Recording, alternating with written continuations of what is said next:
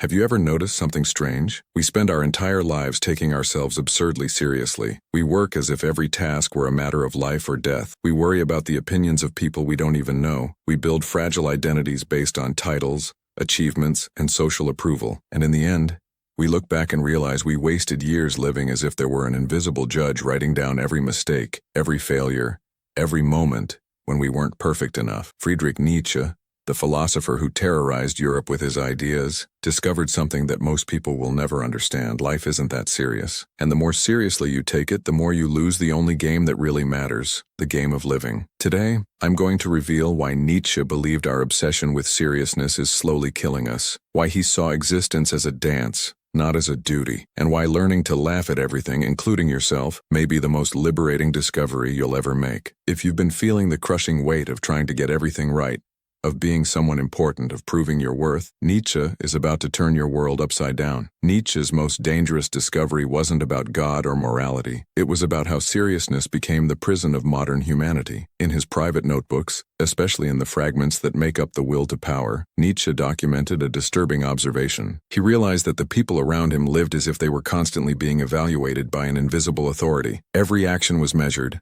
Every thought was censored, every impulse was judged, and the strangest thing, this authority didn't exist outside of them. They had internalized the judge, the critic, the executioner. Nietzsche wrote, "Modern man is a domesticated animal who has forgotten how to play. He carries the weight of expectations he never chose, follows rules he never questioned, and lives to please ghosts he created himself. This isn't life. It's a psychological prison where the prisoner is also the jailer." Nietzsche lived this personally. Born into a religious family, raised under the pressure to become a Lutheran pastor, he intimately knew the suffocation of imposed seriousness. His youth was marked by rigid expectations, appropriate behavior, correct thoughts, acceptable emotions. He described this period as a slow death, where each day required him to kill a little more of his natural vitality to fit into the mold society had prepared for him. The turning point came when he had a realization that would change not just his life, but all of Western thought. He realized that seriousness wasn't a virtue, it was a disease, a cultural infection that had spread like a plague, transforming vibrant, creative human beings into obedient, anxious machines. Here's what Nietzsche discovered that still terrifies those invested in maintaining the established order. Seriousness is a control strategy. When you convince people that life is terribly serious, that every choice has eternal consequences,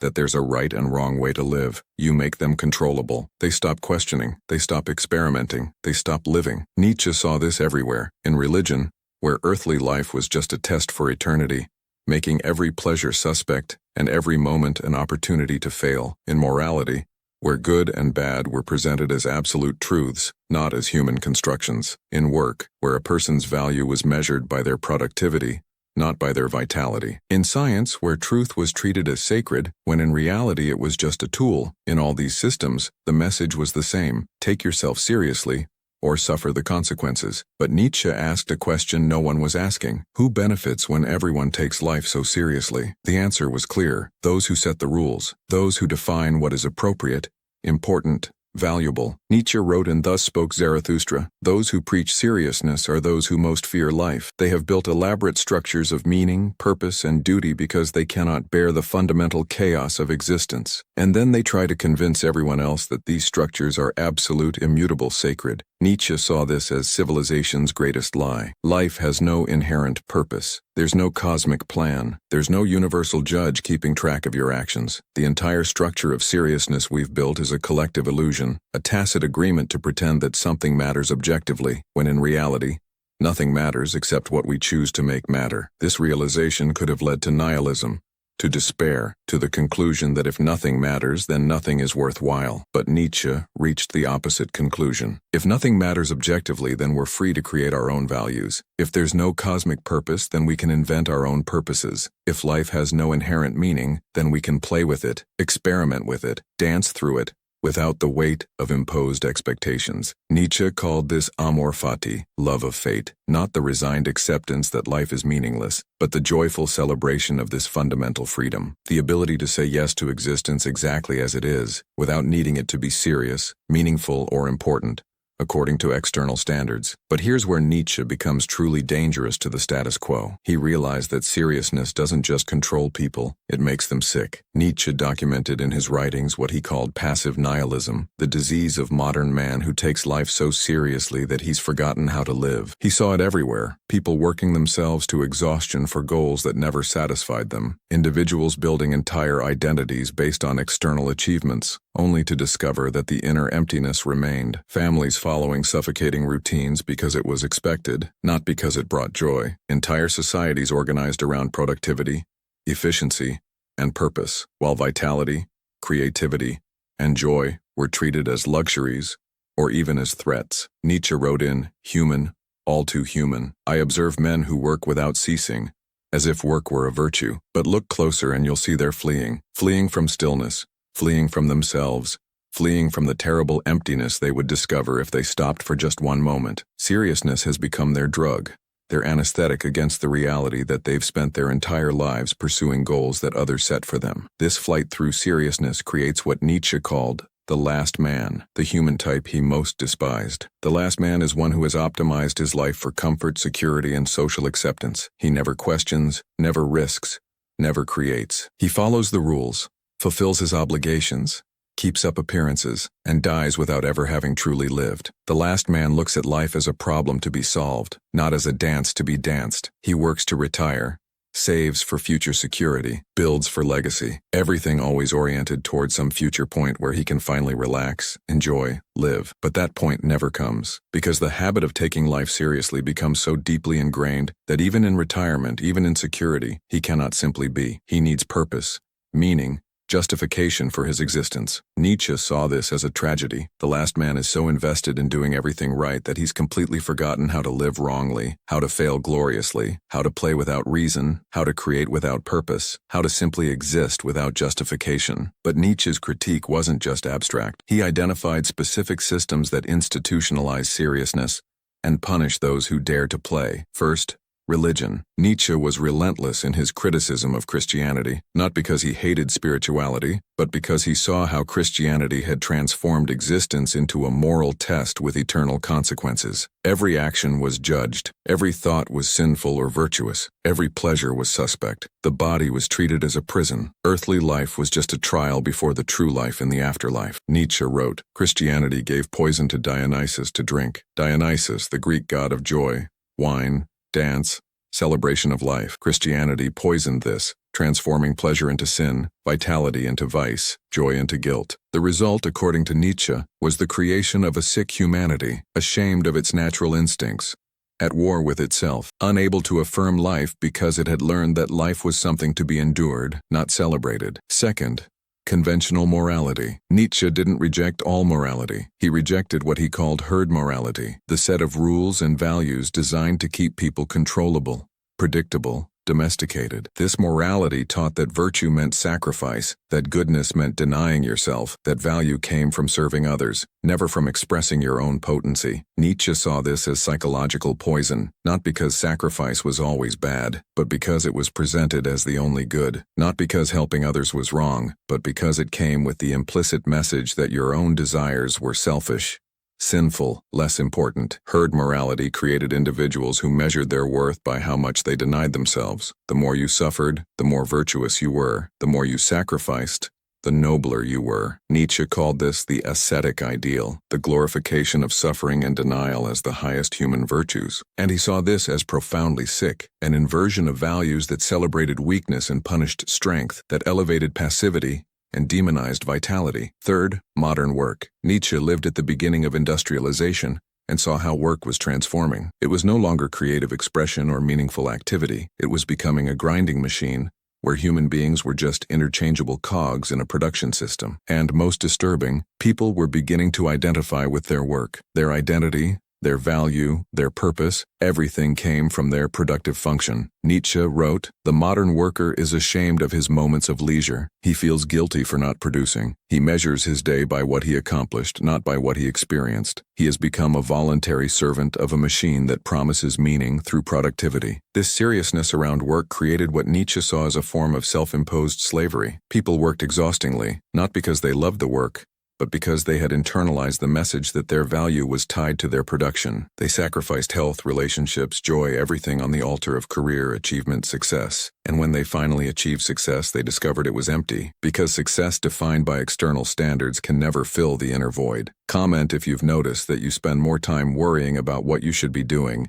than actually doing what you want. I saw the trap, and I'm getting out. Nietzsche offered something radically different. He wasn't preaching irresponsibility or superficial hedonism. He was offering a complete reorientation toward existence. Instead of seeing life as a test, as a problem, as a duty, see it as a work of art, as something to be created, experienced, celebrated. Nietzsche introduced the concept of the Overman, not a superior being in some biological sense, but a human type who had transcended the need for imposed purposes, who had learned to create his own values, who could dance through life without needing it to be serious. The Overman understands there's no cosmic purpose, and instead of despairing, he celebrates, because it means he's free to invent, to play, to create meaning through expression, not through obedience. Nietzsche described this in Thus Spoke Zarathustra through 3 metamorphoses of the spirit. First, the spirit becomes a camel, a beast of burden that carries the values and expectations of others. This is most people, bent under the weight of duties they never questioned. Second, the camel transforms into a lion. The lion says no. He rejects the imposed values. He fights against the thou shalt that governs his life. He destroys the old tablets of values. But the lion cannot create. He can only destroy. Therefore, the third metamorphosis is necessary. The lion becomes a child. The child is innocence and forgetting, a new beginning, a game, a self-propelling wheel, a first movement, a sacred yes-saying. The child plays without reason. She creates without purpose. She lives without justification, and in this state of innocent play, she is freer than any philosopher, more alive than any conqueror. This is Nietzsche's vision for humanity. Not a humanity that takes everything terribly seriously, but a humanity that has learned to play with existence, that can create values while knowing they are creations, not discoveries, that can pursue goals without forgetting they invented them, that can live with intensity without needing that intensity to mean something beyond itself. But how do you get there? How does someone trapped in the seriousness of modern life learn to dance? Nietzsche offered practical paths, although he presented them more as philosophical insights than as self-help. First, the death of God. Nietzsche is famous for declaring God is dead, but this wasn't a celebration of atheism. It was a cultural diagnosis. God, as the absolute foundation of meaning, purpose, and morality, was dying in European consciousness, and Nietzsche saw this as the most transformative event in human history, because it meant that all structures of meaning based on divine authority were collapsing, all absolute certainties were dissolving, all definitive answers about how to live were being revealed as human constructions. For most people, this would cause despair. Without God, without absolute purpose, without objective morality, what's left? Nietzsche saw this as the greatest opportunity, because for the first time in history, humanity was free to create its own values without the crutch of transcendent authority. This required courage. It required creativity. It required willingness to live without guarantees, without security, without the comforting certainty that someone or something bigger was in control. Nietzsche wrote, "Many will be destroyed by the death of God." They needed that certainty. But some, the free spirits, will flourish. They will discover they never needed those chains, that they were always free to create, play, dance. Second, Amor Fati, love of fate. This was the attitude Nietzsche saw as essential for a truly free life. It doesn't mean passive acceptance, it means active affirmation. It means saying yes to the totality of your experience, the pleasure and the pain, the success and the failure, the joy and the suffering. Nietzsche presented this through eternal recurrence. A thought experiment. Imagine you had to live your life exactly as it is, with all the same events, choices, experiences, infinitely, forever. The same pain, the same shame, the same loss, but also the same joy, the same beauty, the same love. Most people would react with horror, because they carry so much regret, so much shame, so much resentment. But the free spirit, the one who has learned to dance, would say yes, because he understands that life cannot be divided into good and bad parts. It's a totality, and to love life means to love it entirely, not just the convenient parts. This changes everything, because if you affirm your life completely, you stop living with regret. You stop thinking, if only I had done differently. You embrace your choices, your mistakes, your failures as necessary, as part of the dance. Third, the revaluation of all values. Nietzsche wasn't just criticizing existing values, he was inviting a revolution in value creation. Instead of accepting values inherited from religion, conventional morality, society, the individual should ask, Which values affirm life? Which values increase vitality, creativity, joy? Which values allow me to flourish as the unique being I am? And which values diminish me,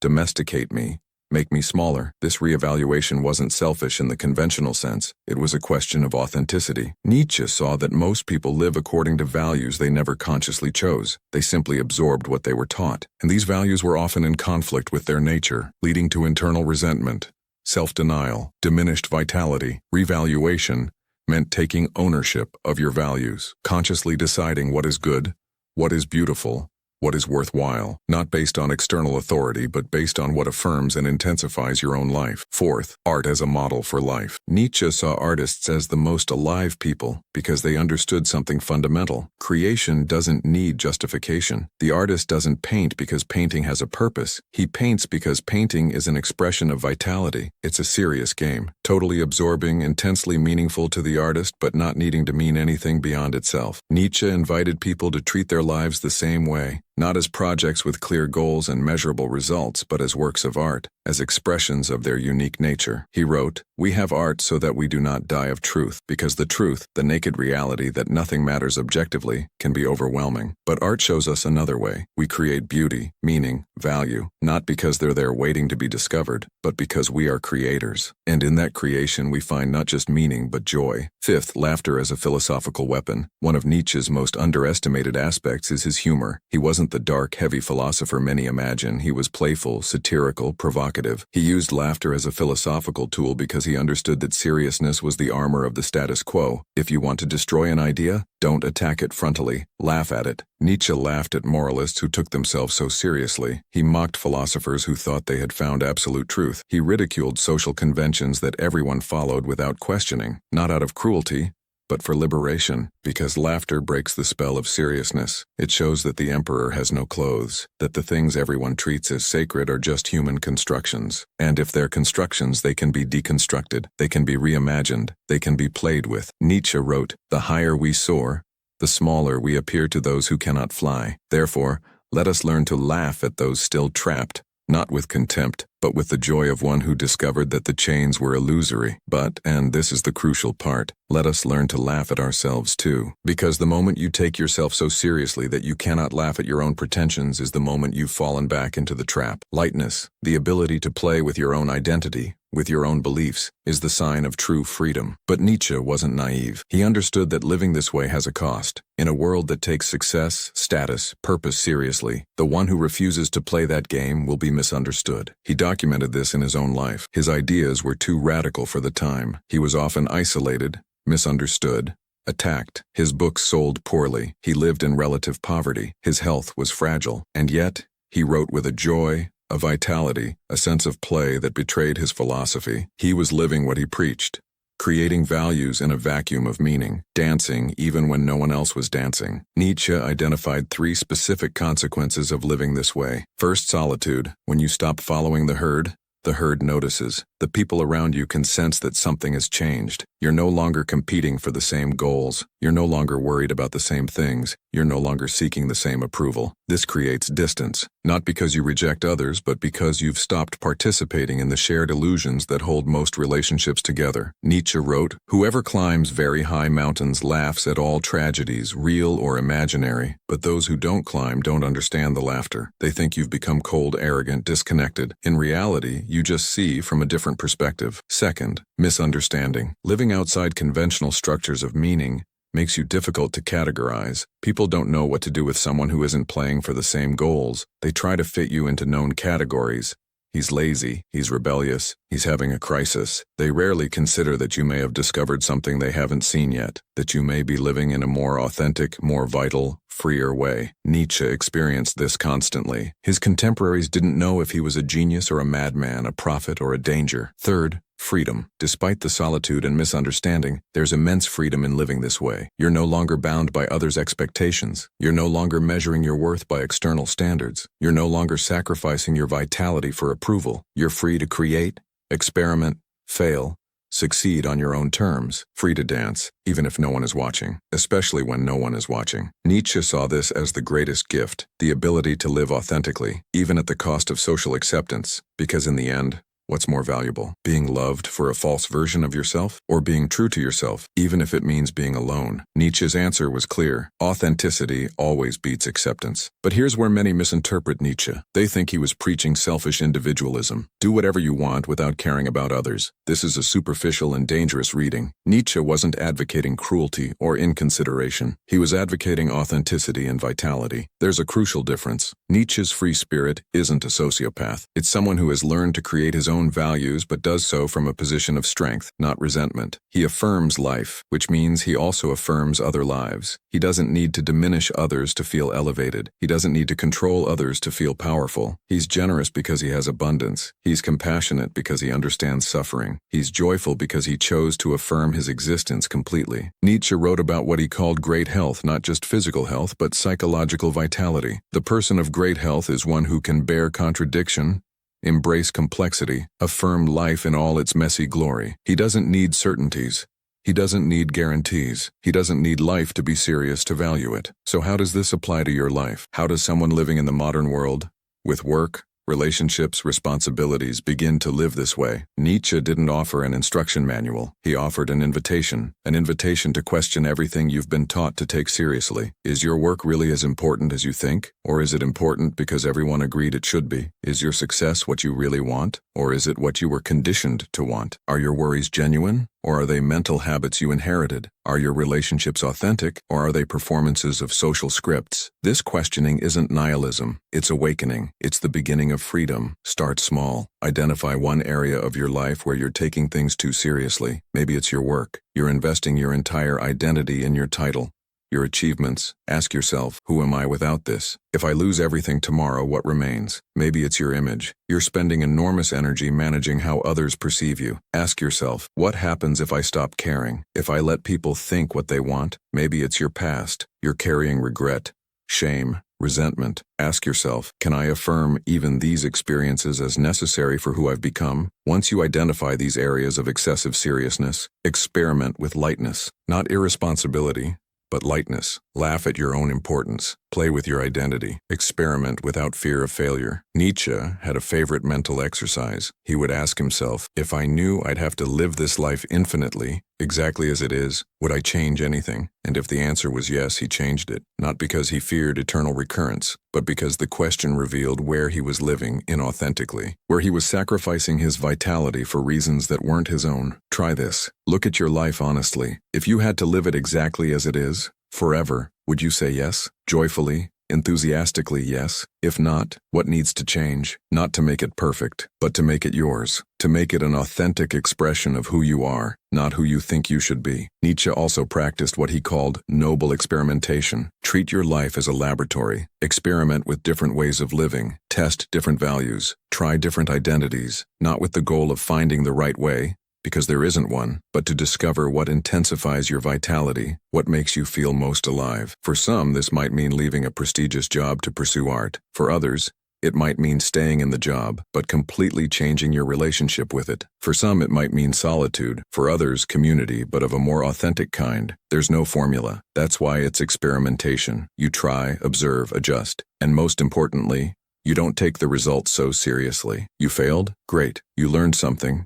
You succeeded? Wonderful, but don't cling to it as your identity. Nietzsche lived this philosophy until his final collapse. He traveled alone for years, living in small boarding house rooms, writing prolifically. He had few close friends. His books sold poorly. He was often sick, and yet his writings pulse with vitality, with joy, with a sense of play that belies his difficult circumstances. He was practicing what he preached, affirming life completely, even when it was harsh, creating values in a vacuum of recognition, dancing without an audience. There's something deeply inspiring about this. He wasn't waiting for perfect conditions to start living. He wasn't postponing joy until things improved. He was living now, with what he had, with all the intensity he could muster. This is Nietzsche's final message. You don't need to wait. You don't need permission. You don't need perfect circumstances. You can start dancing now, even if you're alone, even if no one understands, even if you look foolish. Because what's the alternative? Spending your life taking everything terribly seriously? Sacrificing your vitality for goals you didn't even choose? Reaching the end and realizing you never really lived? Just executed a script someone else wrote? Nietzsche would say that's the real tragedy. Not death, but an unlived life. Not failure, but never having tried. Not loneliness, but being surrounded by people and still feeling empty.